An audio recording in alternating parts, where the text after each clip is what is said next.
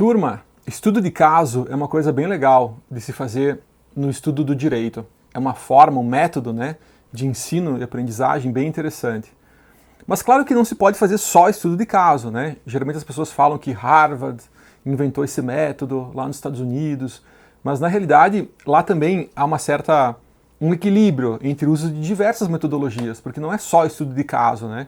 A combinação entre estudo de caso e outros métodos tradicionais, metodologias ativas e tal, é que faz a formação, né, dos nossos alunos se tornar uma coisa bem interessante e bastante eficaz.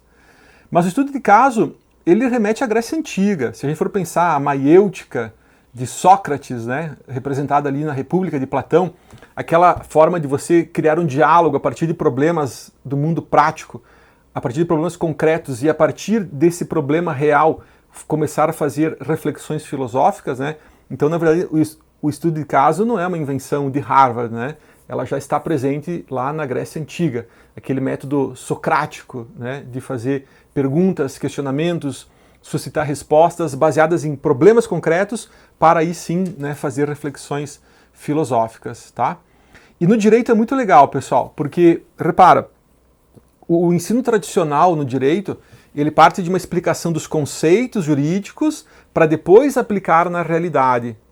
E o estudo de caso ele faz o contrário. A gente parte de um caso concreto, de um problema do mundo real, para depois entender os conceitos jurídicos. O estudo de caso, então, segue um método dialógico, um método que valoriza o diálogo, o debate entre os alunos, a troca de experiências e a troca de opiniões. Ele parte de um problema concreto para entender os conceitos jurídicos, e não o contrário, que seria partir de conceitos jurídicos para entender um caso concreto. A gente lembra até daquela mitologia da cama de Procusto. Procusto era um senhor que morava no deserto e quando passava algum viajante, ele sempre era uma pessoa muito hospitaleira, ele convidava a pessoa para passar a noite na sua casa, servia um jantar, oferecia diversas comodidades. E a cama de Procusto ela era pensada para proferir muito conforto ao hóspede. Então a cama de Procusto, no quarto de hóspedes, no qual ele recebia as pessoas, tinha algumas engenhocas lá, uns equipamentos. Então se o seu hóspede fosse muito baixinho, uma pessoa muito baixinha, ele amarrava as pernas e os braços da pessoa e com uma manivela ele ia esticando o corpo até destroçar os ossos e os nervos, de modo que a pessoa ficasse encaixada perfeitamente na cama. E se a pessoa fosse muito alta, aí ele tinha uma guilhotina acoplada nos pés da cama, então se a pessoa tivesse os pés para fora da cama, ele cortava os pés da pessoa, porque a ideia de Procusto era que a pessoa tivesse uma estadia perfeita, que ele pudesse caber exatamente na cama.